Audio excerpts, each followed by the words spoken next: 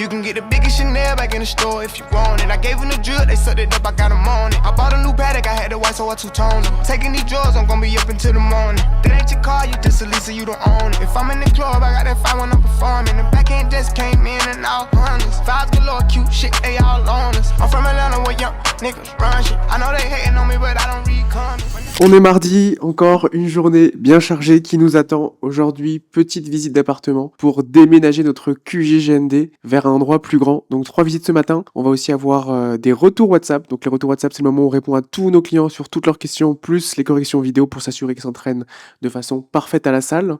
Dans un second temps, on aura aussi tout ce qui est branding cet après-midi. Petit teaser, on va séparer les deux entités GND, GND Women et GND Hommes pour avoir vraiment deux entités distinctes. Et je pense que quand on aura fini tout ça, la journée sera déjà bien avancée. Vers 18h30 ou 16h, on va voir en fonction du calendrier, on va aller s'entraîner ensemble. Et quand on aura fini notre séance, on va continuer de bosser jusqu'à 20h à peu près. On va tout filmer. Grosse journée en perspective.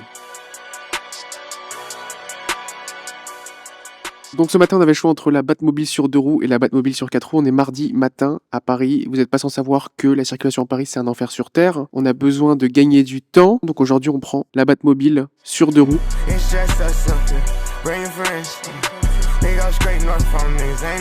C'est bon ce petit croissant? Hyper bon.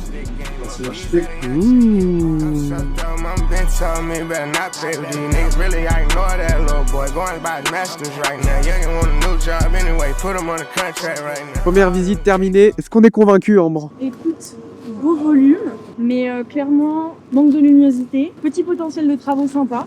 Ouais. Mais chiant de devoir racheter des parts pour avoir accès à l'ascenseur avec une clé. Ah, ça c'est incroyable, ça faut payer une certaine somme pour avoir l'accès à l'ascenseur parce que le propriétaire précédent n'a pas voulu payer les droits pour avoir accès à l'ascenseur. Donc tu tapes 3 étages à pied avec tes valises comme un con. Prix de marché ok je crois, mais on to the next one. Maintenant la visite elle se fait où? 8e arrondissement, pareil pour un 3 pièces. Let's go.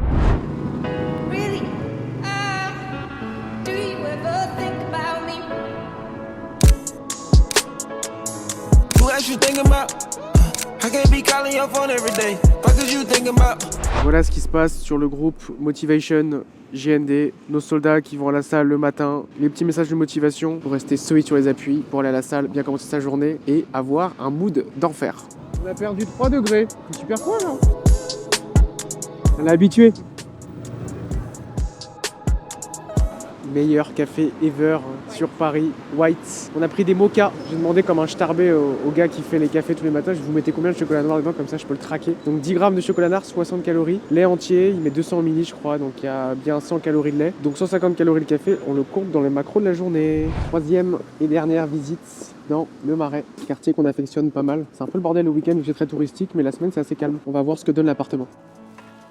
Assez cool comme quartier du coup, c'est très calme, 3 pièces, tout l'appartement est en long, on a beaucoup d'habits et clairement il n'y a pas la place pour un closet, ce qui fait que c'est un point un peu chiant, donc de savoir que nos habits vont être encore les uns sur les autres. Il y a 2 pièces qui sont aussi grandes pour le bureau ou pour la pièce où on va dormir, ça aussi c'est chiant, parce qu'on aurait bien aimé que le bureau soit un peu plus petit pour avoir une grande master bedroom. Le salon est très très grand, je sais pas ce que t'en penses, moi le salon très très grand, c'est pas forcément pas... Si, moi j'ai bien aimé parce que ça fait belle cuisine ouverte, ça c'est, on capitalise sur l'espace cuisine ouverte, le salon, salle à manger, moi ça je trouve ça très sympa. C'est hyper lumineux, il y a plein de fenêtres, les volumes sont cool, du coup il y a un beau potentiel de travaux, salle de bain et cuisine, et je pense qu'on peut faire un beau bien, mais c'est un peu juste quand même par rapport au prix du mètre carré actuel et les travaux qu'on a envie de faire. Donc ça c'est le marché parisien qui est très très cher pour pas grand chose. Je veux juste refaire une salle de bain et une cuisine, je te retrouve avec un bien qui vaut un bien d'exception rue des Champs-Élysées, alors qu'en vrai ça les vaut dans aucun monde. L'épreuve fatidique du resto, donc on a 2 cappuccinos depuis ce matin dans le bide.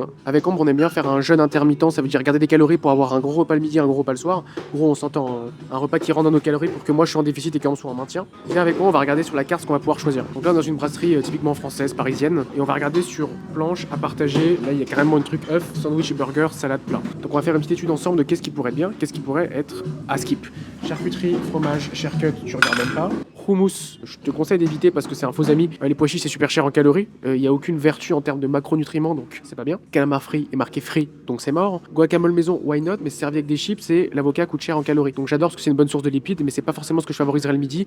Si t'as tendance à avoir du mal à être en déficit calorique pour perdre du gras, j'irai pas là-dessus. Foie gras, camembert, c'est mort. œuf mayo, why not, en mangeant la moitié de la mayo, parce que la mayo c'est calorique. Assiette de saumon fumé, ça peut être pas mal si à côté tu prends un side avec des légumes. Par exemple, là il y a l'assiette de saumon fumé, tu peux la prendre directement avec la salade de haricots verts. Je sais pas où elle est sur la carte, mais ils ont ça ici. Ensuite, au niveau des œufs, c'est pas mal, mais souvent ils vont mettre beaucoup d'huile dans les omelettes. Sandwich burger, j'ai même pas besoin d'en parler, on peut oublier de suite. Salade César, ça fait toujours bien le taf. Pourquoi? Parce que le poulet frit va coûter cher en calories, 500-600 calories, mais le reste c'est du vide. Et tu demandes surtout la sauce à part. Chèvre chaud, on évite. Burrata, on évite. La salade de haricots verts dont je te parlais tout à l'heure, là tu vois, tu snipes. Salade de haricots verts, avocat et pignon de pain, ça peut faire un bel accompagnement d'une autre entrée. Soit un petit peu inventif et créatif, tu te dis, j'ai une salade de haricots verts, avec quoi je peux la mixer en protéines pour avoir un repas complet avec des fibres, des protéines et un petit bout de pain pour avoir tes glucides et te sentir en forme l'après-midi. Et quand on regarde au niveau des plats, curry légumes, c'est mort, ça va être de la sauce coco, c'est cher en calories, c'est des lipides. Ravioles de Royan, que du gras. Rigatoni à l'arrabbiata, il n'y a pas de protéines, donc c'est inutile. Risotto champignons, il n'y a pas de protéines.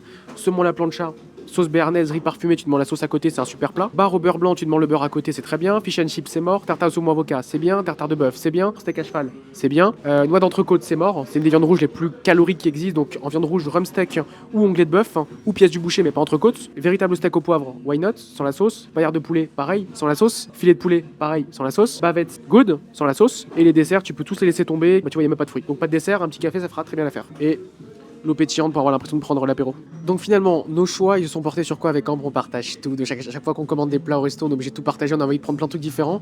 Mais on a 3 objectifs. 1, que ce soit pas explosif en termes de calories, donc les matières grasses qui sont mises dedans. 2, suffisamment protéiné. Et 3, avoir des fibres pour se sentir calé toute l'après-midi. Donc le premier point, il est validé avec le tartare et le rhum steak. Archi protéiné, et en plus tu vois qu'il y en a en quantité.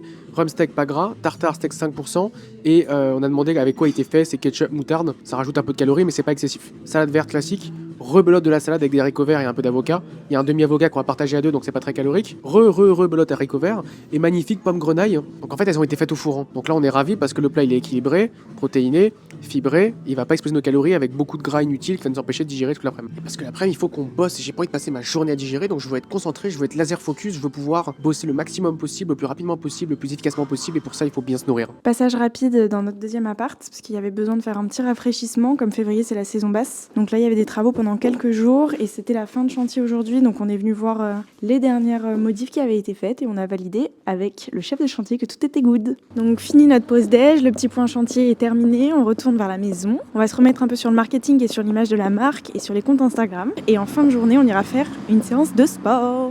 Donc comme promis, là on est revenu à la maison et on se fait le petit brainstorm sur le positionnement marketing. Donc là on est dans les backstage de vraiment comment est-ce qu'on va faire de la stratégie de contenu pour les premiers posts sur le GND Woman. Une petite fin, alors on prend des petites galettes de chocolat, petites pizzas sucrées, et en même temps,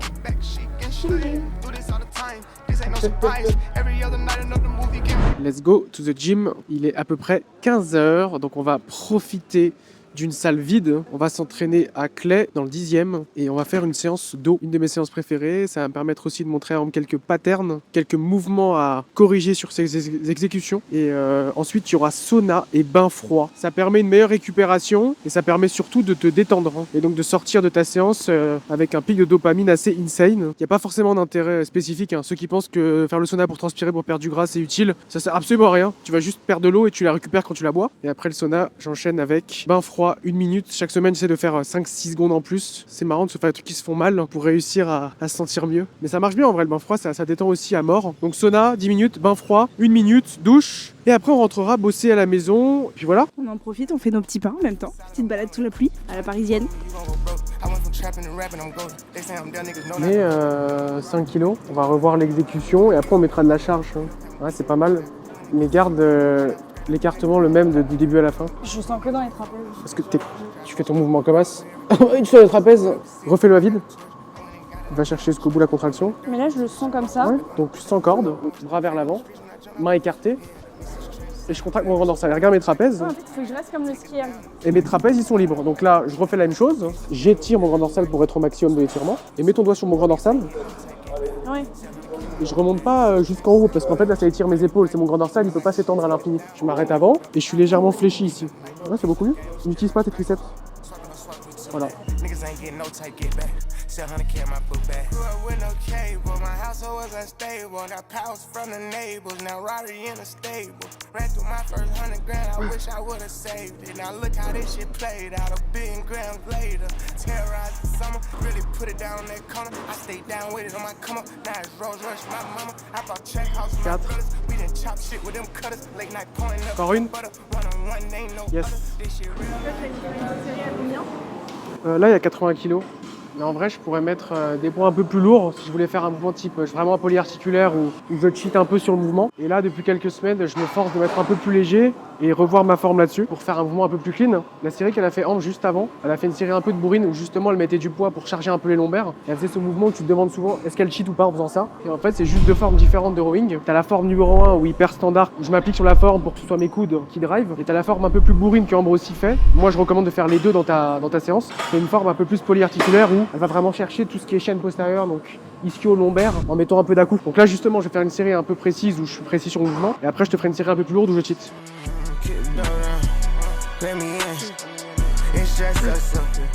Séance dos aujourd'hui. On a commencé par du pullover pour mettre du sang dans le grand dorsal. C'est ce qui fait littéralement que quand tu te tiens droit, au lieu de te tenir comme ça, tu te tiens poitrine fière. Parce que tu as du muscle dans le dos qui soutient ton dos. Et ce qui fait aussi que tu n'auras pas mal au dos la journée et que tu te sentiras pas comme une merde quand tu as passé 12 heures assis. Je mets un peu plus lourd. Ça va être la série bourrin où tu vas voir la différence par rapport à la série 1. Je vais te filer ça pour pas avoir mal au doigt. Et sans sangle aussi, parce que j'estime qu'il y a beaucoup de gens qui disent non mais si tu mets des sangles, tu auras plus de grip, etc. En fonction des exos. Moi j'ai pas du tout d'avant-bras, enfin comparativement mes biceps sont pas développés mes avant-bras. Donc on travaille le grip sans sangle. Et tu vois largement la différence de méthode. Il n'y a pas une méthode qui est bonne ou mauvaise entre les deux séries que je t'ai fait de rowing. Les deux sont bonnes. Là j'ai vraiment senti entièrement mes lombaires et mes ischios. La série d'avant je sentais plus mes trapèzes. Comme ça on fait tout le dos. Donc là Ambre, série plus légère, on s'applique un peu plus sur la forme, on cheat un peu moins et on va vraiment chercher la rétraction des omoplates pour contracter ces jolis petits trapèzes.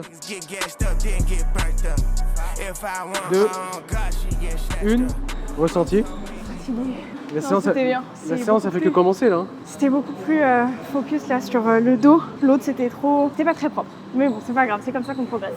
Donc là, troisième exercice de la séance. On va faire un de mes exercices préférés pour continuer de développer la largeur du dos. La largeur du dos, elle se décompose en deux, on va dire, trois différentes zones de muscles. Le haut du grand dorsal et le bas. Et très souvent, le point faible de tout le monde, de tous les pratiquants, c'est le bas du grand dorsal. Et c'est exactement ce qu'on va faire avec cet exercice. N'importe qui peut le faire dans n'importe quelle salle. Donc une poignée, une poulie, deux jambes. Et le mouvement, tu vas voir, il est incroyable, il est assez simple à exécuter, mais il est simple et technique. Il y a des petits détails à comprendre pour être sûr de bien faire cette petite partie ici, là. Et c'est quelque chose qui est hyper négligé par tous les gens qui vont à la salle. Ils disent, vas-y, je fais les bras, je fais les bras, je fais les pecs, parce que c'est ce qu'on voit de face. Alors qu'en vérité, ce qu'on voit de face, c'est comment tu te tiens. Et tu te tiens relativement bien, enfin même très bien, quand tu as du muscle dans le dos. Et je le vois souvent quand je fais les analyses morpho-anatomiques sur les clients quand ils débutent le coaching. De face, je peux te dire s'il a du dos. Quelqu'un qui a pas de dos, il se tient assez serré comme ça. Quelqu'un qui a du dos, il a une posture déjà, il impose un peu plus. L'idée, ça va être d'utiliser ça pour faire contrepoids. Et je vais tirer du même côté que la jambe qui fait contrepoids. Bras gauche, jambe gauche. J'utilise mes deux mains pour déraquer. Le pied arrière recule, genou au sol. Et là, ce que je vais faire qui est très important, je vois personne le faire, les gens font ça en général. Là, mon épaule elle est hyper haute, j'ai les trapèzes shrug, j'ai les trapèzes contractés. On s'incline légèrement du côté où on tire, l'épaule est basse. Et là, tu vas le voir à la caméra, on voit mon grand dorsal qui bosse. Et je vais chercher jusqu'en bas. Et ce que j'aime bien faire avec la main qui sert à rien, là, c'est plutôt que être déséquilibrée. Sur le genou, je m'incline et là je suis hyper stable. L'épaule elle est basse et j'ai un mouvement hyper complet pour faire tout le grand dorsal et précisément le bas du grand dorsal qui nous manque à tous.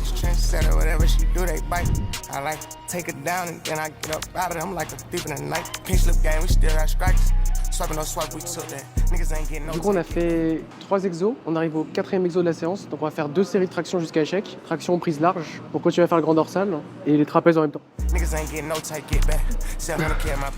Donc là Ambre elle va faire autant que possible à l'échec, je pense 1 ou 2, parce que mine de rien les tractions pour femmes c'est bien plus dur que pour les hommes.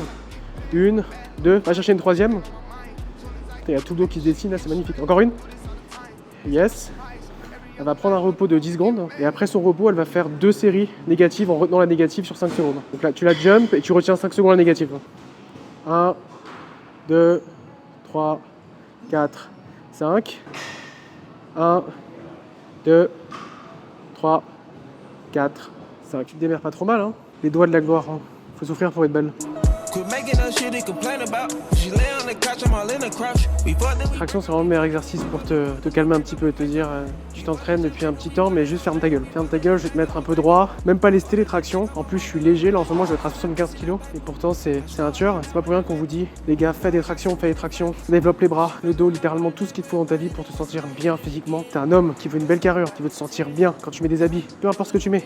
Même des marques de merde, H&M, Zara, tu mets un t-shirt de merde un peu cintré, ta carrure elle fait tout. Les mecs, les influenceurs Dubaï qui mettent que des marques, mais qui ont un physique ça comme inutile. Tu mets des marques de merde, mais juste en fait ton look, c'est ton physique. On a fini les tractions et là on va faire biceps. Donc simple, curl, pulley. Donc là c'est vraiment pas compliqué. Tu prends ce qui te reste en énergie de ta séance, tu pries pour que les 10 reps passent et tu pries pour une bonne pump et une amplitude complète. On a souvent tendance quand on arrive à la fin de la séance à négliger les derniers exercices forcément. On n'a pas pour habitude de faire les bras en fin de séance, surtout moi qui c'est un point faible. Séance un peu différente vu qu'on s'entraîne ensemble avec Ambre et qu'en vrai elle a pas besoin d'avoir un point fort au biceps. Une dernière pour le public en folie. On néglige trop souvent ces reps, les dernières reps. Au début ça va et puis dès que ça devient un peu lourd t'arrêtes. Même moi le premier. Et en vrai c'est ces putains de reps qui te permettent de développer les muscles que tu as envie de développer, d'avoir tes bras qui grossissent d'un mois sur l'autre. Et quand tu mets un t-shirt, de voir ta petite veine apparaître alors qu'avant elle apparaissait pas, ou alors t'avais des spaghettis un peu comme moi j'avais avant. Enfin c'est encore des spaghettis mais spaghettis un peu plus épaisses et d'avoir des jolis bras.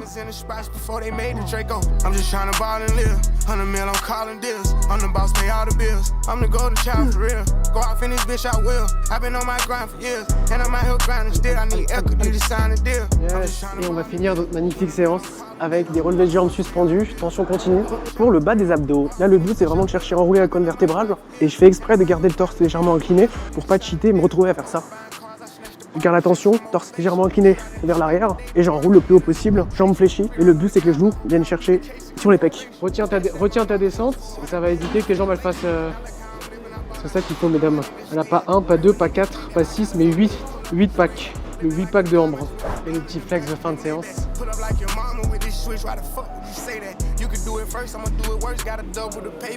n'a pas fait les pecs mais bon. Clairement, la fin de la séance, on est plus que KO. On a le dos bien pumpé. I'd like to say it's true.